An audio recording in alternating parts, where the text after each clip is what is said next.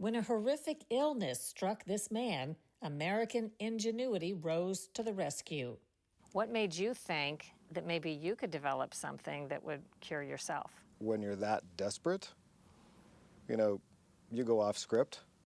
This week, an amazing story from desperation to discovery and one man's efforts to save himself and ultimately others. My product cured myself, and I felt it was my duty. I had to get it to other people. Out of a sugarcane field in Louisiana rises one example of a new American industrial revolution. This is American innovation, American technology, American manufacturing, American labor, American supply chain. We've definitely heard that. People love to say that the future is overseas. I'd actually argue the exact opposite. Only by tackling the waste and fraud. The Department of Government Efficiency brought a spotlight to wasteful spending in Washington. But the rot reaches far beyond the nation's capital. I do believe that absolute power corrupts absolutely, and we do have a corrupted system here in Massachusetts. You asked the question yourself, what do they have to hide? We follow one woman's quest to put accountability into politics.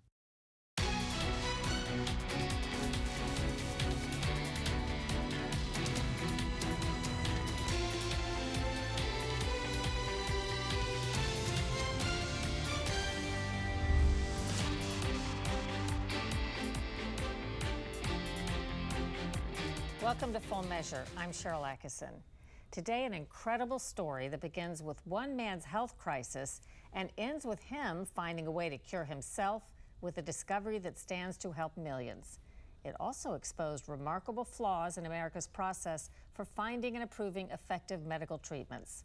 A caution: some medical images in this report are graphic. I'd gone to bed the night before. In December 2009, Bradley Burnham woke up to see a horrifying sight in the mirror. This whole side of my head was black, and my ear was like twice its normal size and hot because it was infected, and that's a sign of infection. Obviously terrifying. My dad's a cardiologist. I called him. He was a local hospital physician. He said, meet me at the ER right now. I didn't even make it into the actual ER door before the infectious disease doctor in the hallway, who happened to be a colleague of his, said, you need emergency surgery right now. Burnham had picked up a deadly superbug, CRE for short. It's 70% fatal once it enters the bloodstream. He concluded he'd caught it during his job visiting hospitals as a medical device sales rep. Even after the emergency surgery, the bacteria continued to cause recurring wounds over the next 5 years, resulting in 21 operations. The pills that they were giving me, dozens upon dozens of antibiotic courses, IV antibiotics at one point, the surgeries, the scraping, the cutting, nothing was working. I don't blame the physicians. These were great physicians. They just didn't have the tools to stop this. You lost part of your ear. You must have had reconstructive surgery. About half of those 21 surgeries, if you can't cut it in half, but I'd say about approximately were reconstructive. I have an amazing surgeon. I mean, he was doing stitching inside the ear canals, and my scalp looks like a road map if you look at all the scars. What made you think that maybe you could develop something that would cure yourself? I remember that Europe always got things a few generations before us, and I looked over there and I saw that there was something that they had that might help me. And when you're that desperate, you go off script. Maybe I can get this ingredient, maybe I could do something with it, maybe I could give it to my doctors. So I didn't necessarily even know where things were going at that point. I love where they've gone, but I just wanted to help myself at that point. The key ingredient was polyhexamethylene biguanide, PHMB. It's a safe antimicrobial agent widely used in the UK since 2010 to stop infection and wounds, but virtually unknown in America. Burnham started work to see if he could turn it into an ointment that might work on his infection. He turned his garage into a makeshift lab, ordering ingredients and supplies online, some of them delivered in large drums. And I'm convinced to this day my neighbors probably thought I was working on something else, which is why I got this industry nickname of Breaking Brad, ironically. After about 100 tries, he cracked the code. he found a way to fuse the liquid form of PHMB into a stable ointment. Testing showed that it killed the strain of the superbug that was destroying his life. So after I found out from the lab that it actually worked on the organism that was causing my problems, I gave it to the doctors because they have freedom to use things, as they wish, and I showed them the data. But you didn't just rub it on your... No, I was there was always I didn't want to touch that without the doctor's at least permission. So they put it in there, and the wound started to close. And these abscesses used to take months to close. How soon did it start to look better? Weeks. And you can tell quickly on these really deep, chronic abscesses when the tissue that looks healthier, when it starts to actually look better. It was quick. So an ingredient that existed, widely used in Europe, relatively unknown in this country. Relatively is sort of an understatement. I would say almost entirely unknown. So you make it into a product that can be used on wounds. Yeah. Burnham believes his invention saved his life. Next, he set out to share it. But he found navigating FDA requirements frustrating, to say the least. On his own, he figured out how to put together an application for FDA clearance. I ran all the tests, paid for it myself, took it through the FDA from Kinko's. I actually was working from Kinko's, and I put together the binder there. And I got it cleared at the end of 16, and things just sort of went from there. How long did this take you, and how much money did you spend? For the initial FDA clearance, I spent, including the review fee, $24,000. You started your own company on the basis of that one medicine? Yeah, so when I got a call from the largest medical distributor in the world saying we want to carry your product, and I was still one person, and the back of the package went to my cell phone for customer support, I thought maybe I should build some infrastructure at this point. Imagine living with an infection so drug resistant, so aggressive. It keeps coming back no matter what doctors throw at it. The company is Turn Therapeutics, and the product is Hexagen. Ongoing drug trials are looking at it to treat severe eczema and toenail fungus. For Burnham, his days getting cut on in the OR appear to be over. Your product cured yourself. My product cured myself, and I felt it was my duty. I feel like it's a cliche word, but it feels like the right word to use. I had to get it to other people because my story is romanticized a lot, and I love that it brings some people hope, but it was a miserable 5 years. Burnham's company now has 3 FDA-cleared products based on his permafusion technology. They may be effective on diabetic ulcers, venous wounds, and more, preventing amputations and healing chronic cases that used to linger for years or even prove fatal. Coming up on Full Measure, how Trump's tariffs are supporting solar at home.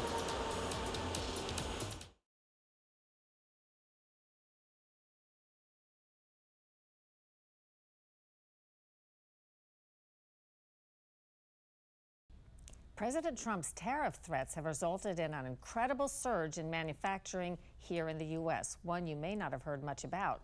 Scott Thuman reports from Louisiana on one expanding industry that might surprise you.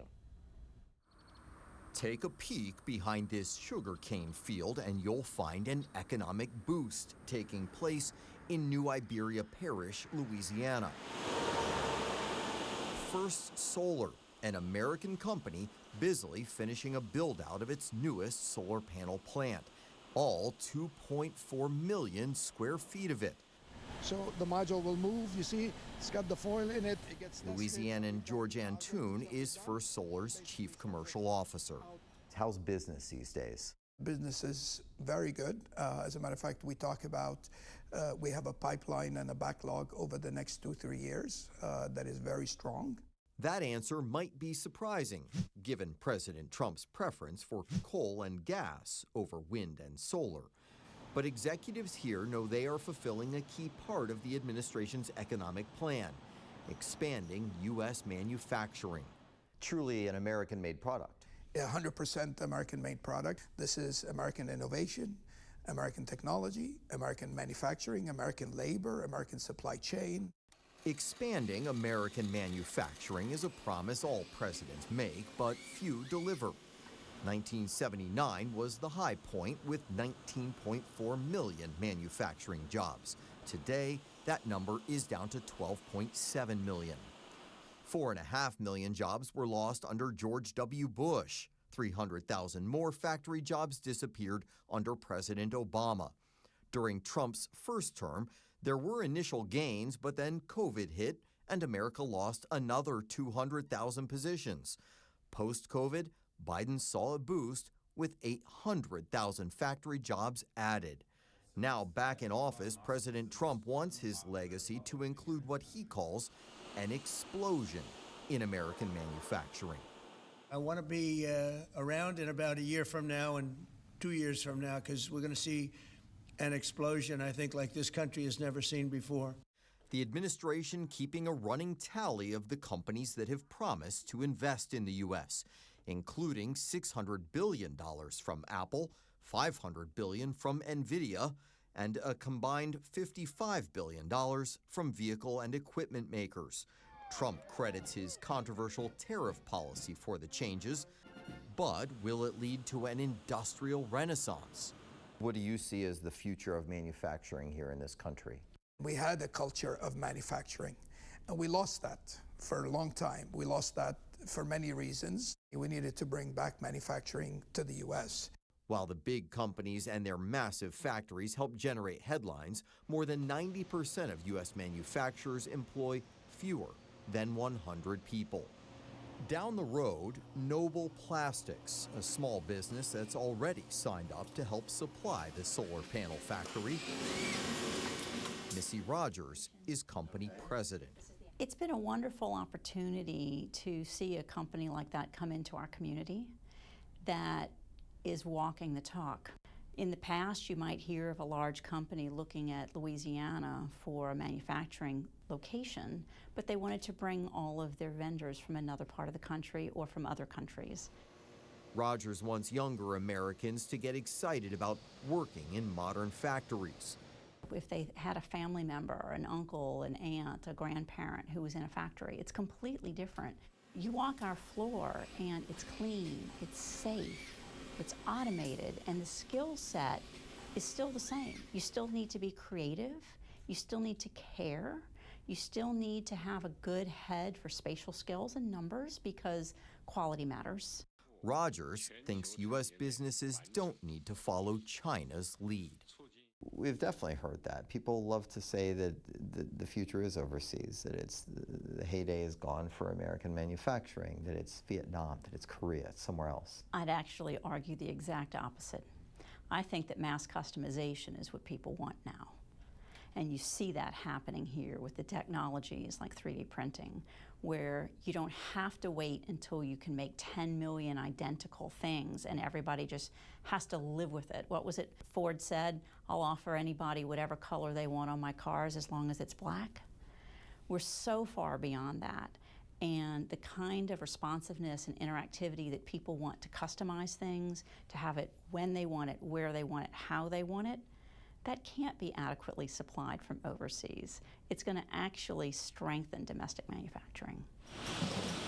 Whether we're at the beginning of a new manufacturing boom won't be clear for years. But with each factory job supporting 4 other jobs in the community, there's a feeling here that things are looking up.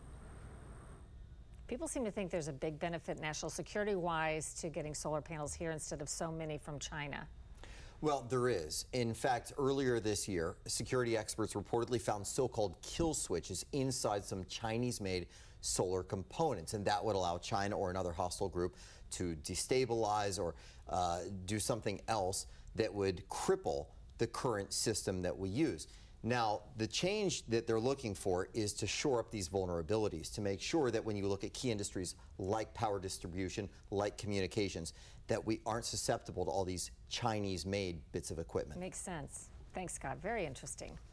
Ahead on Full Measure, a face-off between Democrats over auditing taxpayer waste.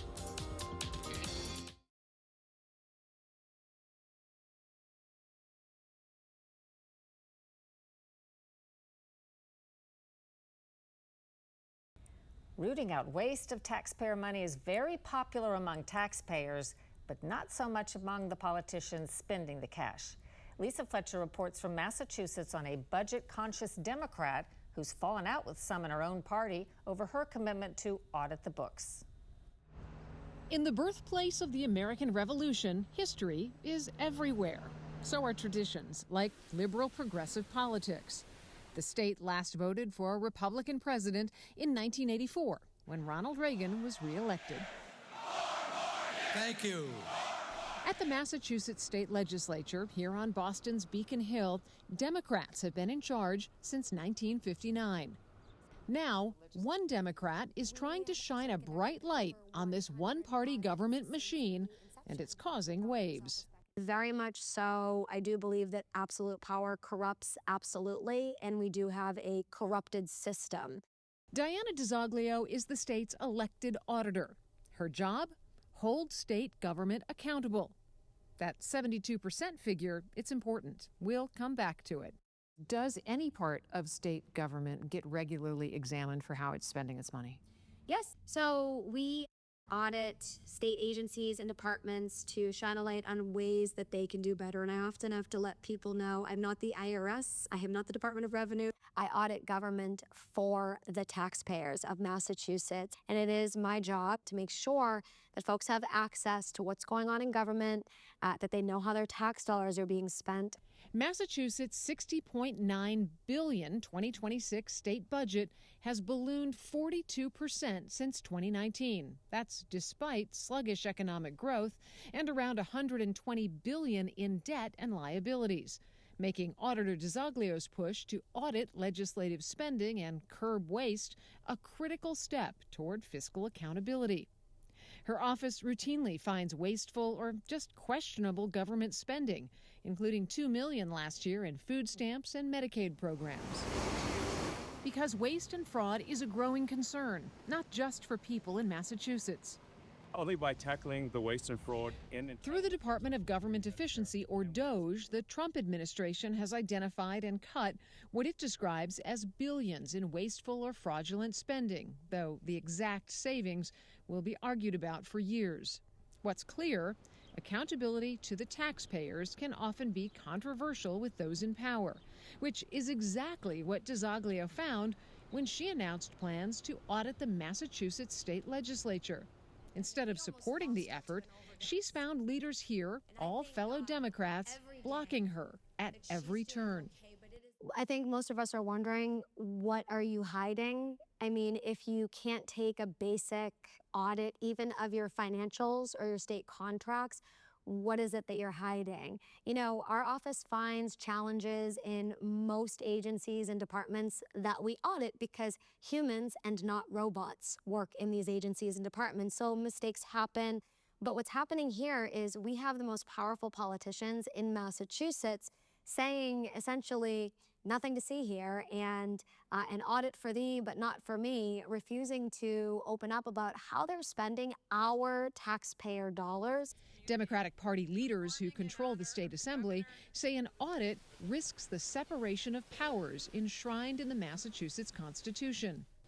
We operate independently, and we're judged on what we do. I don't need someone with a political agenda who's in the executive branch passing judgment on me. Frustrated but not defeated, last year DiZoglio took her audit idea to the people in a ballot question. The audit won overwhelmingly. Hey, Massachusetts, I want to say thank you so much for voting yes on question 1. You asked the question yourself, what do they have to hide? You were in the state legislature for 4 years. You kind of have an insider's view to how things operate here. What do you suspect? I think that there's really a lot to be concerned about right now. What are they hiding? Is it financial mismanagement? Is it misappropriation of state taxpayer dollars? Is it no-bid contracting out with friends? We don't know, right? We don't know. Are taxpayer-funded non-disclosure agreements being given out to people to cover up harassment, discrimination, abuse, or corruption? And despite winning the support of the people, she's still being blocked by the Democratic Party leaders. She says even the state's attorney general is putting up barriers to conducting the audit voted on by residents and called for under the new law. So you have the leaders in the legislature who think that the law is optional. You have an attorney general whose job it is to enforce the law, who is not enforcing it. What is your pathway to getting this independent third party to force this to happen? It's pretty clear the Attorney General doesn't want anything to do with representing our office. So really, we need to make sure that we get access to that courtroom because that's really the only way forward right now.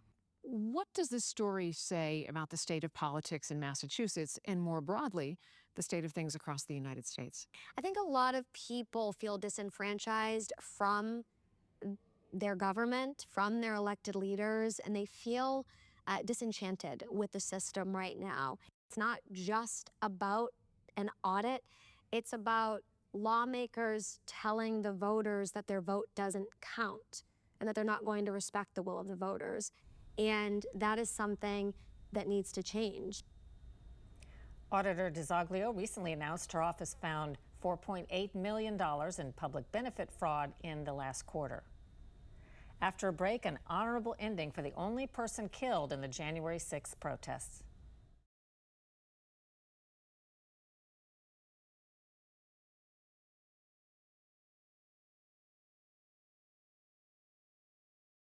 An update to a story we've been covering for over 4 years. An honorable ending for Air Force veteran Ashley Babbitt, an unarmed protester who was the only person killed at the protests on January 6, 2021.